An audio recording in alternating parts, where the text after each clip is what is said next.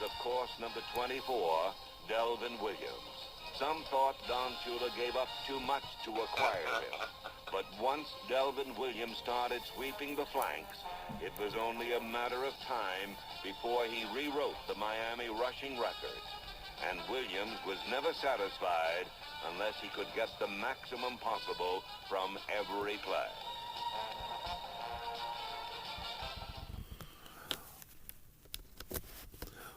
Welcome to this edition of Niners Radio Podcast presented by Ticketmaster. 49ers getting ready for the stretch drive towards the playoffs. They will take on the Miami Dolphins. This is the second of a 3-game home stretch for your San Francisco 49ers. They'll take on the Miami Dolphins this Sunday at Levi Stadium in Santa Clara. Kickoff time 1:05 p.m. Pacific Standard Time. The game will be on Fox and on the Niners U.S. Bank Radio Network, KBR 680 104.5 FM. As this segment is presented by Ticketmaster. Ticketmaster, the official proud sponsor of the NFL, and for the 49ers, go to Ticketmaster.com/49ers to purchase home tickets for the stretch drive. The Niners are going to be taking on the Miami Dolphins for an interconference matchup for this Sunday. And on the phone line, we're going to have on our Ticketmaster on the line our special guest, a former San Francisco 49er, and he played for the Miami Dolphins.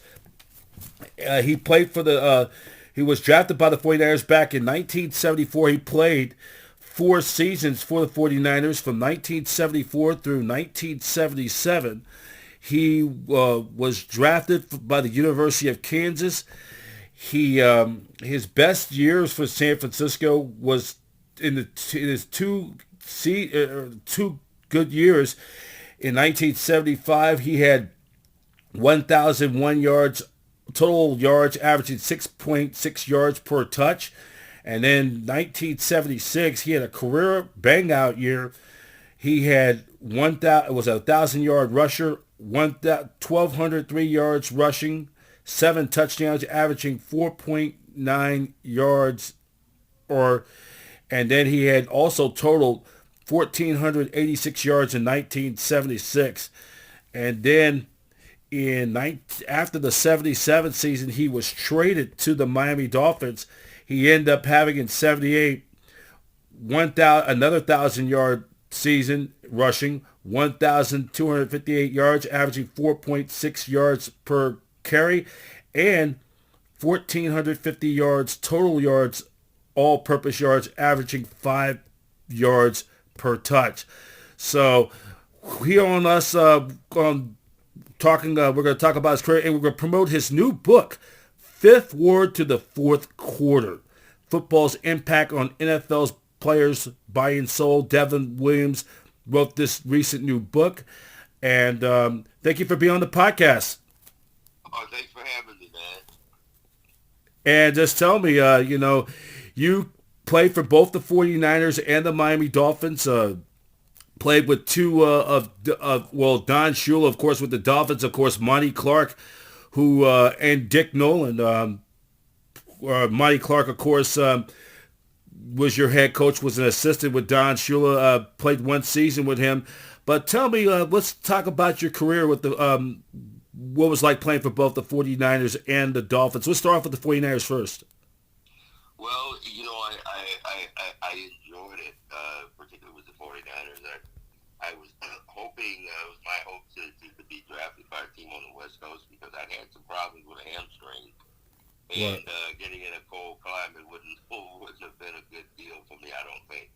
However, I was just happy to play professional football. That had been a lifelong dream. And it came true with the Niners. And I enjoyed my time here. Well, you look, but that 1975 season, you had 1,000 all-purpose yards. You're average 6.6 yards. I think it was in rushing. You had a great year in 1975, and then in 76, Monty Clark's first and only year there with the 49ers. You had 1,203 yards rushing, 7 touchdowns. You averaged 4.9 yards per carry, or they end up having actually 1,486 total yards. What was you like playing with the 49ers with Monty Clark? Well, it was, to be honest, it was the first year first year rather, I'll say that I really had fun playing football again. Monty came in and put a system in that made us really competitive, and he made changes to training camp and the lineup that were really advantageous for all of the guys. And so he set a bar that was really high for us about his commitment to us winning. And he went about rebuilding the whole offensive line and putting both Wilbur Jackson and myself in the backfield together. We were playing behind one another at first. Well, Wilbur, of course, was rookie of the year, and I played behind him our second year. He was hurt, banged up, and I ended up starting most of the year. And when Monty came in, he put us both in the backfield together, so it was fun. Yep, that was the 76 season for the 49ers. You guys end up going 8-6, finishing second behind the LA Rams in the NFC West, finishing only 2 games out. And you looking at some of the wins you had there in 76. I'm just taking a good look. You shut out the Rams 16-0 back in Week 5, October 11th of 76. I believe that was on a Monday Night Football where the Gold Rush was in full blast that night on that Monday night against the Rams at the LA Coliseum. You had Cedric Hartman, Cleveland Elam, Tommy Hart, the Gold Rush, and you also had a quality win against the eventual NFC champion Minnesota Vikings on a Monday night on November 29th, the 20-16. That was exactly 1 month before I came into this world on December 29th. Yeah. No, don't tell me that. It wasn't that long ago, was it? Yeah, I'm just looking at some of these stats on Wikipedia, but it was you guys came close to making the playoffs. You had some pretty good teammates. You had Jim Plunkett, who would later lead the Raiders to 2 Super Bowls in the 80s, and you had Gene Washington as well. Well, that was as I said, that was a really a fun year. We came into the season. We led the NFC in rushing. I led the NFC in rushing in 76 preseason. And so we felt really good about where we were offensively, and on the defense was really way ahead of us. And we jumped out to like a 5. We were 5-4-1 going into 5-1, 4-1 going into St. Louis, and which was we were leading the league in quarterback sacks. Our defense was, and they had one of the best offensive lines in the league. And so it was Bill Rivers' game of the week, and we went there. We got to St. Louis, played a really good game, and we lost in overtime. It was a 20-20 tie. Had we made one field goal at the appropriate time and an extra point, we would have won that game. We left there. I left out of there really a little bit dejected, but really confident in the sense that we were playing with some of the top teams in the league. We had beat the Rams, and we came into St. Louis, and we played to a tie and should have won. Right. That year you went to the Pro Bowl. You were one of 4 Niners to make the Pro Bowl. You, Cleveland Elam, Tommy Hart, and Dave Washington all made the Pro Bowl. And now we go to the following year, 1977. That was your final season. And that was a year of change as well, not only with the head coach, but with ownership. The Morabito family, the Morabito sisters of their late, the widows of the late Tony and Morabito, they end up, Vic and Tony Morabito, the 2 original owners of the 49ers since its inception in 1946.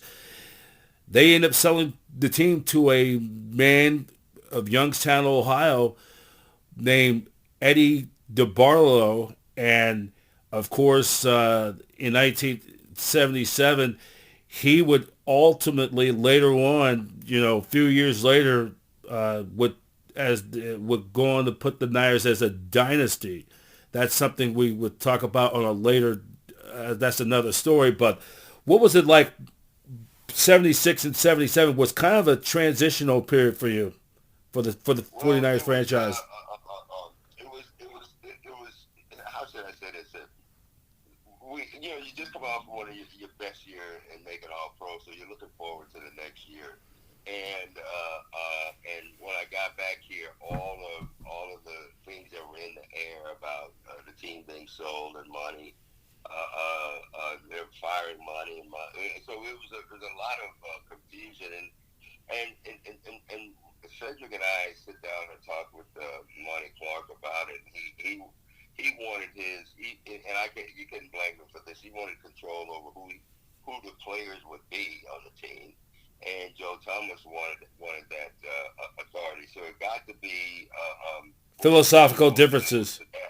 And Monty didn't want to give that part of coaching over to someone else in the organization, and that's where they split. Yeah. And it was a little frustrating because we hadn't even. He said to me once, before when I got back from the Pro Bowl, he said, we haven't even begun to do the things on the ground that we can do. And I got excited, coming off a Pro Bowl year. In fact, I thought Wilbur and I might have gone over 1,000 yards a piece. And I was looking forward to it. And then all of a sudden, all of this stuff started to come out. It was real discouraging. Yeah, pretty disturbing because it came down to like the old saying, irreconcilable philosophical differences, and they kind of went through a divorce. Exactly. Yeah, but this was just, for the Niners at that time, that was, the first of what the next 3 or 4 years was going to be. 4 different head coaches. Of course, you bring in Ken Meyer, replace Monty Clark. Clark would later on coach the Detroit Lions to the playoffs a few years later.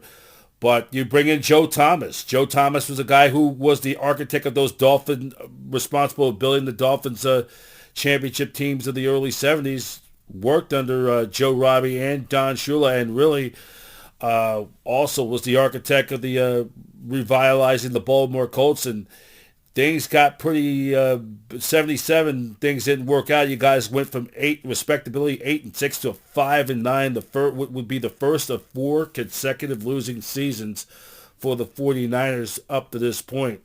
And that was kind of a tough one. You go from 8-6 to going 5-9.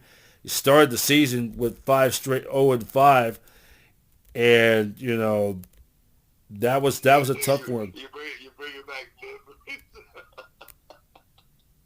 Yeah, no, that was it was rather disheartening, and the only thing that came out of that for me, I believe, was I fell short of 1,000 by like 60, 70 yards that year. However, when all of the trade rumors was coming up, I had no idea where I was going to go. They first started talking about bringing OJ in. I said, well, now why would they do that? I was younger, and OJ was on the tail end of his career, but it was more of a business move than anything. And so they eventually made the deal to get OJ. And then I knew I was going to be traded, but I just didn't know where to. And I was, that was a little disturbing because it wasn't about what I wanted. It was about what they were going to do. Again, you had no control over that. Right. And so the morning of the trade, in fact, it was on my birthday. Joe called me and told me that he was trading me to the Miami Dolphins. And at first I was dejected anyway, no matter where I was going to go, because I just had 50 there, bought a house, and was really settling in. And now I would have to go to another city and go through this whole learning process again with somebody new in terms of coaches. And so I wasn't looking forward to that. But I thought, if I'm going to go anywhere, I couldn't pick a better team to go to than Miami Dolphins. And I thanked them for it. But, it took me a little while to make that transition. And to some degree, I don't think I ever did because I stayed here. My home was, I State, San Francisco, in the Bay Area. Right. Yeah, even while I was in Miami. Right, that's a tough thing going from coast to coast because that's a killer flight going from here, the Bay Area, all the way down to South Florida. But that, and the person that the Niners got back in that trade was a key cognate. Yes, he was a key contributor. Yes. Was a key of the Niners winning the first two of the four Super Bowls they won in the '80s by the name of Freddie Solomon, and he had some big games with the 49ers, part of that rebuilding process. But you played with some of the players. You played on the Niners at that time of the late-ish, 70-ish, 76, 77 was part of that team that won the first couple Super Bowls, or guys like John Ayers and Randy Cross, a young the late Keith Bonhorse, and you had some other names. You had Willie Harper was on that team. And Ray Wershing. So there were some familiar names, and John Ayers, and then Steve DeBerg was a up and coming rookie, and then you had another up and coming young running back. His career was cut short, unfortunately. Was Paul Hofer? Yeah, Paul was he was second team halfback. Yes, he was there. But he had a really bad knee injury. Yeah, that cut his career short. Twice. I mean. Yeah. No, there was some. In fact, Keith Bonhurst and I were drafted in the second round together in San Francisco. So Keith and I were fairly close. Willie Harper, I knew well. Randy Cross came in the next year, I think, or the second year. Well, Monty drafted Randy, and Eddie Lewis, who came from KU, was a quarterback, defensive back, was there, and I think he was traded away eventually. So it's just really hard to remember who all stayed, who all were a part of those championship years that I played with. But I know for sure when I retired, Willie and Keith were the only two there, I think. And Randy Cross, outside of you guys, yes. you got. I mean, Randy Cross is like the last was the last man standing from the bad Niner teams. And when you were playing, he was there when you were playing. When Paul Hofer and those guys to Roger Craig and Joe Montana, he was the last man standing on that Super Bowl when he won 3 Super Bowls in the '80s. And to come out of there as a winner that final year, that had to be something, though, because I mean, you had to feel happy for him to win 3 Super Bowls, especially when your final year, when he was the last man standing through those bad times of Niner football. But you knew that time was going to come to pass and things were going to get better. But let's talk about now you leaving the Niners, going to the Miami Dolphins. You get traded to the Dolphins and you played about 3 years there, 3 or 4 years there, and you played at the old Orange Bowl down in South Florida, and you had a great year for the Dolphins. They end up in '78. They end up going 11-5, tied for. That was the first year I was traded there, and the Dolphins had gone 10-4 the year before, and supposedly, well, of course, Monty and Coach Shula were very close, and Monty recommended that he get me, and also that they felt like they were in one player away from getting back to the Super Bowl theoretically, and that was a good halfback, and so they made the trade and sent Freddie and did gave up a first and second round draft choice and came at a big price. Defensive back.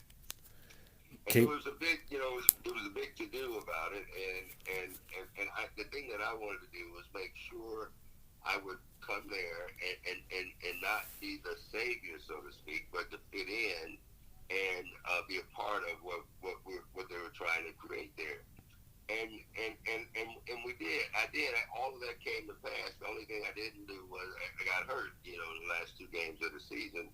But because I would say I was the main go-to guy in the backfield that year. So, you know, you do a lot of attention. And I set their single season rushing record and made all pro there as well. And then I had the same issue I had with the 49ers after the season was over was contract. Mm-hmm. And I went 3 games into the season unsigned that year. And Larry came back, Larry Zonka. And mid season, we both were, weren't that much difference between our yardage. We both had about 500 yards. And got hurt against Green Bay. I broke my ribs. I think I broke 3 ribs in that game. Oh, And ouch. and Larry got poked in the eye. And I didn't see this, but someday his eyeball was almost poked out. They had to put it back in. and we got a lot of people hurt. So I missed 2 games that year. And actually, I missed 13 quarters of football. That year, and it was kind of a down year for me because with 2 backs in the backfield like we had, it was going to be hard for both to have a lot of success, but we could have because of the line we had. And but I broke my ribs, and Larry ended up with 800 some yards. I had 700 something for the year, which was nothing. You know, it was given what had happened. I wasn't disappointed with myself, but I had expected more. But given the circumstances, you ride the horse you brought. Well, we're talking with former 49er and former Miami Dolphin Delvin Williams. He played in the NFL from 1974 through 1981. So after the 1980 season, but first in 78, you guys finished tied with the Patriots for first in the AFC East, and you end up being the wild card. You end up losing to the Houston Oilers in the wild card round by the rookie phenom Earl Campbell, who was he was the all-world beast, the Heisman Trophy winner, was the rookie of the year, and I think he won the league MVP. Either he won the league MVP that year. And what was it? By the way, what was it like playing against the Oilers on that Monday night game in the Astrodome when Earl Campbell had a game of the ages? Well, you know, Houston is my hometown. Right. And I was looking forward to playing there. All the family and friends were out. There was a Monday night game. Clearly the focus was on that game, and both Earl and I were key contributors. And so I came into the game leading the NFL in rushing, and Earl I think was 3rd at that time. And it was just a wonderful game. It was a tremendous game, but we came out on the losing end of it. And I think it was 35-30 or something like that. And at that time, they called it the best Monday Night Football game to that point, and maybe one of the best of all time. And Earl came out. It was a coming out night for Earl. You know, the big run he had at the end. They were leading and trying to run the clock out, and for some reason or another, we didn't hold, the defense didn't hold. He got outside, and I think it was 70-something yard touchdown run, and that put him over the hump, and he left there leading the league in rushing, and I think I was 2nd, and he ended up winning the rushing title. I think I was 5th in the NFL in rushing because I missed 2 games, the last 2 games with injuries. Yeah. So it was a great. I was glad to be a part of that. Yeah. So both of those years, the 78 though, and then again in 79, you guys, 79 also, you guys end up winning the AFC East. This time, winning it outright. You guys end up going 10-6, and then you end up losing to the eventual champion Steelers, but but 1980 was your last year with the Dolphins, and then you ended up going to the Green Bay Packers, and then after that you just left football. What happened of that Well, transition? let me back up a second. I did say when we played in '78, we won our division, and we played the Orioles came to Miami, and they beat us there. I didn't play that much because of my injuries, and as you say, the following year we were wild card and went to Philadelphia. I mean to Pittsburgh in January, and it was awful cold. But they dominated the game. They had the same team intact they had the year before, and they went back to the Super Bowl and won. In 1980, I came back to the season. It was one of the first seasons I had that I didn't have surgery in the off season. So Right. I came back ready to play, but we had gone through a transition, and I don't, knowing Coach Shooter, he would never call it rebuilding. I don't think so. Never. Every game now, not next year, not now. And but we lost. We had this Herald offensive line and Langer, Little, Kuchenberg, and Moore. In 1980, Jim Langer was traded to Minnesota because he wanted to get back close to his family. Wayne Moore was hurt, and Larry Little was in and out. And so we had how should I say it, a kind of a new lineman, young lineman. I played with 2 or 3 fullbacks up to that point. I started every game until the midway or 2/3 of the '80 season, and so it was a big change. And some of that you can't help because people get hurt there, they get older. And excuse me, after the season was over, close to the season, I decided that I didn't think Miami was going to be a place for me to play. I didn't want to go through the rebuilding process, and just was a little uncomfortable after the point there. I didn't discover this until I was long out of football, probably 1990s, that I had sleep apnea, and Wow. and I had 74 episodes of apnea per hour, and I was always tired. And so I would sleep and needing and nod often. And that was a little bit of disgruntledness about my sleeping and needing when everybody did it. And so I was uncomfortable with that. And I didn't want to play with that kind of scrutiny because I didn't know what was wrong with me. Yeah, and now that gets you into this life after football. Life after football, the transitional period. You hung on in the league until 1981, and then you just wrapped it up. So what happened after you left the Packers? And what was you now transitioning out of the league, though? Well, one of the things that even then I thought there was nothing for us, the retired players. No Right. Go. The Players Association did not have any transitional programs for you, so it was like you became a professional, a PhD in a profession that they just take away. You can't do that anymore. And so I thought that was really I had hopes of more from the league and the retirement board, but you don't really know that till you're in it. And Right. And so you look around. I said, "Boy, if there's something you could read, if there's something that could give you some guidance of what you do," and there wasn't. So all those years, I mean, at that very beginning, I thought of that. But during the transition, it was just trying to remake yourself. Trying to find a way. I had a college degree, but I had never used it. So you have to go back to school to get certified to teach. And so it was just. I went and spoke to one of my neighbor's class. I mean, her 4th grade class about what I used to do, and they were really excited. And she suggested that I should do more of it. And so one thing led to another, and it became an organization.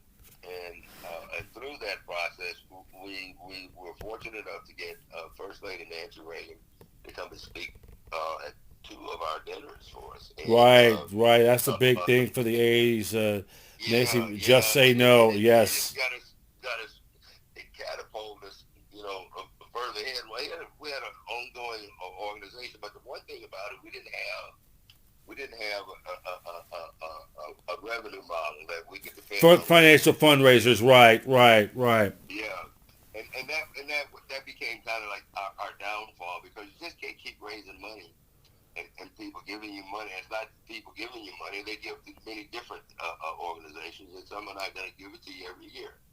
And you can plan on that revenue. So so the organization kind of I burned out. You know, I put as much as I could in it. And then I started working in the city, San Francisco, and United Way and Committee on Jobs and Solomon Associates, had several jobs there. And throughout some of my legal stuff with the retirement board, I was able to get over the hump and get my disability retirement in '95. So the NFL still take care of the former players like you after football, right? Or how? No, that's not necessarily true. Right. 10 years. You have to.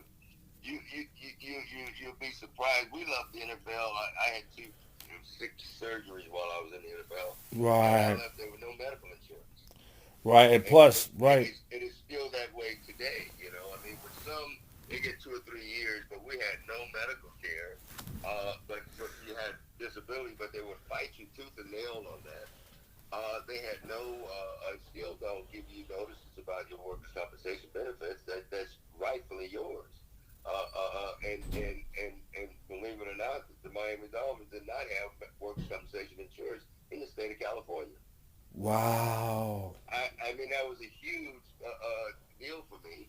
I am right now, as we speak, dealing with this, and the Department of Industrial Relations, who's defending them. So it's and this is something that I don't think the general public knows,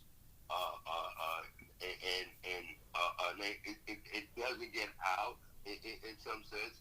But this is what happens. You know, when you have guys that are leaving the game, we don't know what's exactly wrong with us. I know. They give you a pat on the back, and I call it a 2-hand touch physical, and you're gone. So all those years, you know, you've been hit, you've been hurt. You think you're healthy, you think you're well, because they say you are. And you don't know any difference, because nobody else you haven't seen another doctor. You don't even have a general practitioner when you play football. The team doctor is your general practitioner. And so when the game is over, and you now start to have those aches and pains, you start finding out there are things that are wrong with you. And it's pretty disheartening. And so I can imagine some of the guys that here as of late that have left the game, and God rest their soul, may have taken their life and maybe in bad shape. Concussions. I believe a lot of that could be. I don't say CTE doesn't exist, because it does, but I believe if you had a general, you had a fairly, I'm trying to search for the word, physical, that would really cover everything, and not just one of those pat and touch things. You could find out these things. You could figure out what's wrong. You know, if it's depression, some may have taken their lives because they were depressed and didn't know what that feeling felt like, and thought that they would be that way the rest of their lives. Right. And end up taking their own life. But, you know, that who knows? That could have been prevented. We'll never know, because they didn't give them the physical. I mean, a thorough physical. Right. So now, as we move on, now comes to the book. We'll get this last part. So what was it? What wants you to write this book, Fifth Ward to the Fourth Quarter? Well, you know, it was Fifth Ward is the neighborhood that I grew up in, and it's in the inner city of Houston. A fairly tough neighborhood, and to come out of that, you know, and all of the things that you have to go through to get out of the neighborhood. And I didn't realize as well until '96 that I was dyslexic and I had ADHD. I flunked the 4th grade with all F's because I had ADHD and didn't know it. Of course, at that time, no one knew anything about ADHD. I know no one in our community knew, and nor did we know about So it was a struggle getting out of there. Academically, it was a struggle getting through there socially. And I believe there's a lot of kids, a lot of people in the same situation, in particular in my neighborhood. And so Wow. I believe it's a book that it gives the reader a peek, if you will, into what that life is going to be like, Mm-hmm. and what's going to happen when it's over. And so when we played, we didn't have that. Right. We were just happy to play. We were starry-eyed kids watching the NFL game in the week on Sunday. Grown men would get paid to play a game. Right. And Let me add this as a plug-in. You playing for the 49ers and the Dolphins. Candlestick Park, for the young generation don't know, it used to be AstroTurf from by, yeah, and that was a main factor with getting all those injuries when you're playing on that AstroTurf at Candlestick, and it was not a pretty sight at all. Heard a lot of no, stories. A lot of people. Yeah. it is not. But it's not all the turf. It's the game itself. The game itself is a very violent game. Exactly. And no one put a gun in my hand to make me play football. Right. It was something that I wanted to do. It was something that I think people don't realize, and none of us as players at the time realized the fact that, when you're a kid, your parents and other people tell you, be a man. This is what a man would do. Right. But they tell you that, but they don't tell you what that looks like. Right. How do you go about attaining that? So you're out on your own trying to define what that means. And there's no game around that all boys I knew growing up wanted to play football. There's no game around at that time that would define you as a man the way football would. And Yeah. so you started to play a game, but you realize that, and you realize it late, that it's more than just a game. Some of us needed football more than football needed us, because what it is, it helps you meet a lot of the primal needs you have. Right. To be part of a group. All of these is more of a psychological needs that we all have. We went to college. I go to college, and I walk right into a ready-made team family. The average student come to college, and it's just them by themselves. And so all through life, you're part of this family. You're part of this working together. You're fulfilling goals together. You're meeting those goals. But we never looked at those farther than just football. But so when the game is over with, football, it has all of our energy and everything we put into was for the game and not necessarily for us. And I think when it's over, we figure out, we've left a lot of who we are with the game, and we have to rebuild our own individuality to just fit in again. Right. Let me add. And so I don't think that there's enough being done for in that area. Right. And also this little plug-ins about Candlestick Park and Orange Bowl, two great venues for football. AstroTurf, they did brought back the grass in '79 for the 49ers. I don't know. I mean, the Dolphins for a while played on AstroTurf. I don't know when they resided it for them for grass, but it really benefited for those Niner teams later on in the '80s with Joe Montana, Roger Craig, Dwight Clark, Jerry Rice. They really benefited that, and then for the Orange Bowl as well. That was a tough place to play though too. But getting ready to wrap it up. So in the present, what do you do during this time? What outside of the book, what do you do during your own time? You still get connected with former teammates? Are you still part of the NFL alumni? Well, I've kind of drifted away from that. I'm still in touch with former players. You'll always do that with those. But our lives change as the game ends, and we're all from different parts of the country. So sometimes guys go back to where they're from.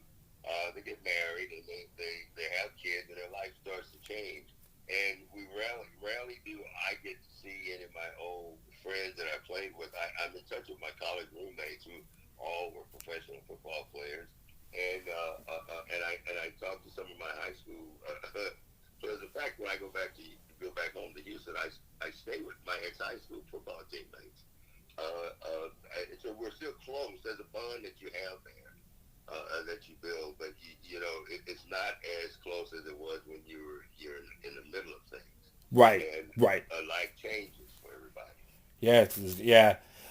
I think that the thing was I tried to go out for football my senior year in high school, or the spring of '94 when I was still a junior, and they told me, "Hey, not happening." And I think it was the best thing that ever. I didn't understand it, but I look at it now with the concussions and all this, the post, these poor players that they go through after football. I think it was best for me to stick with baseball because I couldn't see myself going back and forth to the doctor's office taking painkillers. They're brutal. It's brutal. Yeah, well, it is, and one of the other things I didn't submit when it ends is that this was what I had dreamed of doing in my life, and I had thought of doing nothing else but this, and that makes it hard to transition out. Right. The piece of transitioning, it could be made far much better than it is if there wasn't such a struggle with the league and the Players Association for benefits and support. Right. And I gotta ask you, do you still root for the Niners and Dolphins these days, though? Oh, sure. I'm always a Niner. I'll always be a 49er. But right. What happens to us, like former players, you don't just, they drafted me, and so it's like you're born into this family. Right. You become like stepchildren. Well, you still love your family, but they're not your family anymore. You know what I mean? And we fight to be a part of our family. So I don't go to the games. I watch them on TV, and I root for them and hope that they win Super Bowls. But that's something that you put behind you, and you have to move on. Right. Yeah. Of course, all the great backs that came through the 49ers, from Hugh McElhaney to Vic Washington to Paul Hofer, Joe Perry, Joe the Jet Perry, Paul Hofer to Roger Craig, Earl Cooper, and Tom Rathman, to Ricky Waters, Garrison Hurst, Kevin Barlow, and Frank Gore, to the president. It's funny. It's history of running backs there. Yeah, it's funny. The Niners playing the Dolphins. It's like the 49ers Levi's Stadium of the Southeast. Jeff Wilson Jr. and Mike McDaniels now a head coach. It's funny. Every time when the 49ers play the Dolphins in an interconference game, regular season or whatever, they've always had coaching connections. Guys or worked in the front office, people like Joe Thomas, people like Monty Clark with Don Shula. Chuck Studley was a defensive coordinator with the Niners' first Super Bowl team of '81, was on defensive staff, Shula's staff, I think in '84, replacing the longtime defensive coordinator, the late Bill Arnsparger, and was on Shula's staff when the Niners beat the Dolphins in Super Bowl 19. And and so many players have played on both teams. So, but we gotta wrap it up. Thank you very much, Delvin, for promoting your book. Just tell our viewers or listeners, where can you buy the book at? Get the book at? Well, you can get the book on Amazon. You can get it at Texas A&M Press online, and it should start hitting the regular bookstores here. It just was released in the last month, so they'll be getting it out of there, man. And so I wasn't prepared with that in my head today to give you that, but I'll get it back to you. And when you get a chance, just make that announcement for me. I appreciate it. But I appreciate the time today, and I hope that we'll accomplish what you wanted to. Yeah, thanks, Delvin. And I am a part-time employee of Amazon, so I can. You are? Yeah, just it helped me pay some of these expenses for my podcast because they are not cheap. With microphones and headphones, they're very expensive. So until I get some sponsors, this is I have to. That's kind of my supplementary financial resources though. So that's kind of I'm in that supplementary work mode though to pay some of these expenses because they're not cheap.